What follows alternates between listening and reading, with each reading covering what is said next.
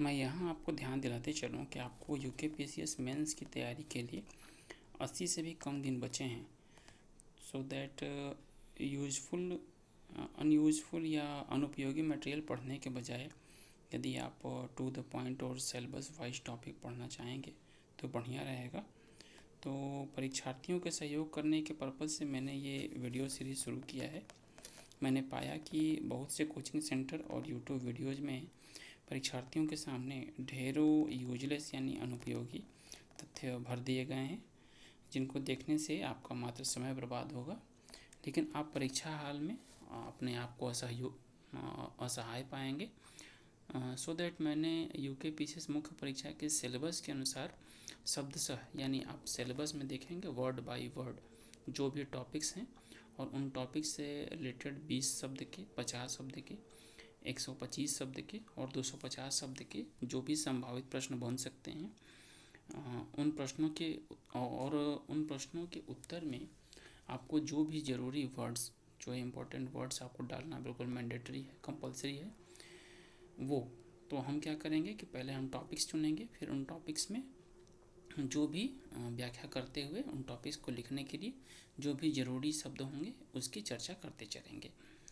तो आइए हम वीडियो की शुरुआत करते हैं। आप संभावित टॉपिक्स और उनसे संबंधित ज़रूरी शब्दों की एक शॉर्ट नोट बना लीजिए। आप अपने पास कागज़ और पेन ले लीजिए, मैं बताते चलूँगा। आप टॉपिक लिख लीजिए, टॉपिक के बाद फिर एक शॉर्ट नोट बना लीजिए और उस शॉर्ट नोट्स का आप बार बार रिवाइज कर लीजिए, जिससे आपको बहुत फ़ायदा होगा। तो हमने अभी थोड़ी देर पहले हैंडक संस्कृति को ख़त्म किया है। इसके बाद अब हम शुरू कर रहे हैं भीमबेटका। भीमबेटका जो कि है ये आपको 2012 में पूछा गया है। 20 शब्दों के उत्तर के लिए पूछा गया था कि भीमबेटका क्यों प्रसिद्ध है। तो आप इस भीमबेटका पर भी ध्यान दें, क्योंकि इसके पहले हड़प्पा संस्कृति के बारे में, उसकी सीमा के बारे में पूछा गया था 2012 में भी, और फिर 2016 में भी वो 250 शब्दों 125 शब्दों में आ गया था। तो आप भीमबेटका को तैयार करके जाएंगे। तो भीमबेटका टॉपिक लिख लीजिए और उसके बाद उसमें ज़रूरी जो वर्ड्स देने हैं वो है 1958 ईस्वी, और ये भीमबेटका मध्य प्रदेश में है और इसको वाकड़कर महोदय ने इसके बारे में सबसे पहले खोजा था। भीमबेटका में 500 गुफा चित्र हैं और भीमबेटका से संबंधित जो रंग अभियोजन की विधि है उसको चिकोटी विधि कहते हैं। तो आप चिकोटी विधि लिख लीजिएगा। और उसके बाद यहाँ जो सब्जेक्ट यानी विषय हैं वो हैं जादुई, टोटेमिक, पिग्निस्टिक यानी मूर्ति पूजक इत्यादि। और उसके बाद एक और चीज़ आपको ध्यान बताना पड़ेगा कि प्राकृतिक वस्तुओं का चित्रण भीमबेटका में नहीं किया गया है। तो अब मैं व्याख्या बता रहा हूँ कैसे कैसे करते जाएंगे आप इन शब्दों के हिसाब से। भीमबेटका में 1958 में वाकड़कर महोदय ने इसके बारे में बताया था। ये मध्य प्रदेश में स्थित है। यहाँ 500 गुफा चित्र हैं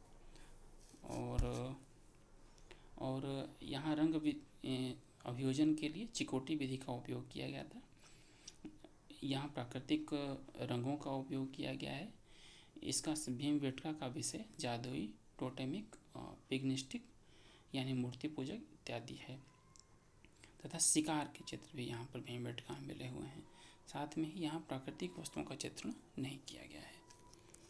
तो आप इस बिंदुओं की चर्चा करते हुए भीमबेटका के बारे में इतना लिख देंगे तो आपका उत्तर पर्याप्त होगा। इसके बाद हम दूसरा टॉपिक पढ़ते हैं सोहन घाटी।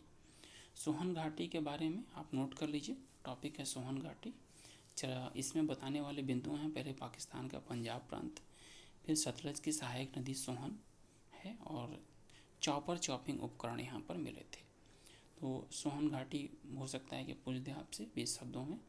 तो आप 20 शब्दों में जो मैंने आपको तीन बातें बताई, एक पाकिस्तान का पंजाब प्रांत, दूसरा सतलज की सहायक नदी सोहन और तीसरा चॉपिंग उपकरण, तो इसको मिलाते हुए आप उत्तर ले आएंगे कि यह पाकिस्तान के पंजाब प्रांत में स्थित है। ये सतलज की सहायक नदी सोहन के किनारे पर यह घाटी स्थित है और यहाँ पर मुख्यतः चॉपिंग उपकरण और चॉपिंग पेबू संस्कृति मिली थी। बस इतना काफ़ी है। इसके बाद अगला पॉइंट है बेलन घाटी। बेलन घाटी आप टॉपिक लिखेंगे और बेलन घाटी से संबंधित जो महत्वपूर्ण चर्चित बिंदु हैं जो आपको बताना ज़रूरी है इसको लिखते समय, वो है उत्तर प्रदेश, यानी ये उत्तर प्रदेश में है और प्रोफेसर GR शर्मा ने इसकी खोज की थी। और महदा नाला में जो कि है यहाँ पर मातृ देवी की प्रतिमा मिली थी, हड्डी की प्रतिमा मिली थी। तो आप ये 3 चीज़ें जरूरी बताएंगे। महदा नाला जो कि प्रयागराज के पास है।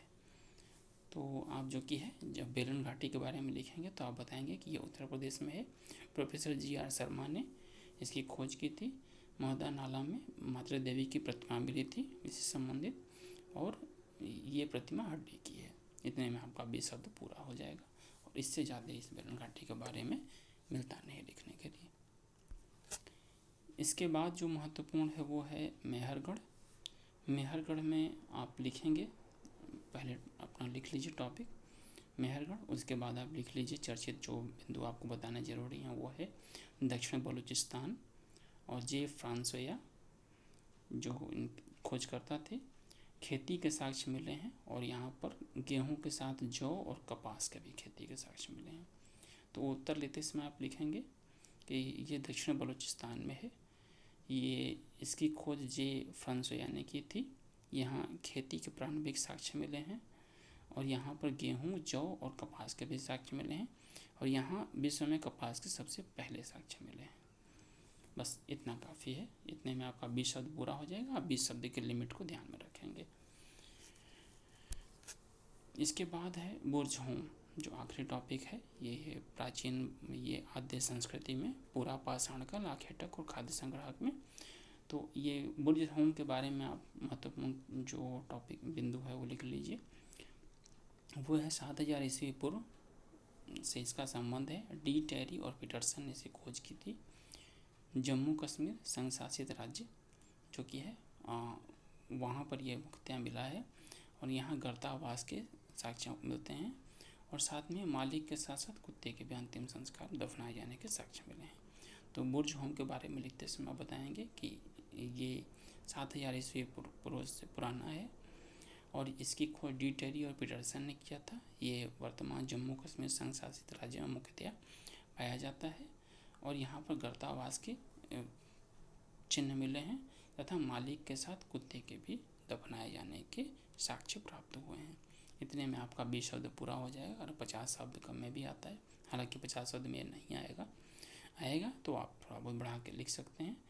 बुर्जहोम में इतना ही है और मुझे विश्वास है कि आद्य ऐतिहासिक काल, पूरा पाषाण काल, आखेटक और खाद्य संग्राहक, ये जो टॉपिक है इसके अंतर्गत जितने भी पूछे जा सकते हैं वो सारे के सारे हमने आप चर्चा कर लिए हैं। हमने अभी थोड़ी देर पहले वीडियोज़ में चर्चा किया है प्रागैतिहासिक काल की विशेषताएं, चॉपर चॉपिंग पेबुल संस्कृति, हैंडेक्स संस्कृति, भीमबेटका, सोहन घाटी, बेलन घाटी, मेहरगढ़ और बुर्जहोम। तो इसमें इतने ही जो कि हैं इम्पोर्टेंट हैं। आप इन टॉपिक्स में बताए गए चर्चित बिंदुओं का एक शॉर्ट नोट बना लीजिए, बार बार पढ़ लीजिए और उसके बाद उनसे एक बार अपने खुद उत्तर लिख के देख लीजिए। 20 शब्द के अंतर्गत हो जाना चाहिए आपका उत्तर और फिर आपको इससे बहुत फ़ायदा मिलेगा। चलिए, बेस्ट ऑफ लक मेरी तरफ से। अगले वीडियो में फिर मिलते हैं। धन्यवाद।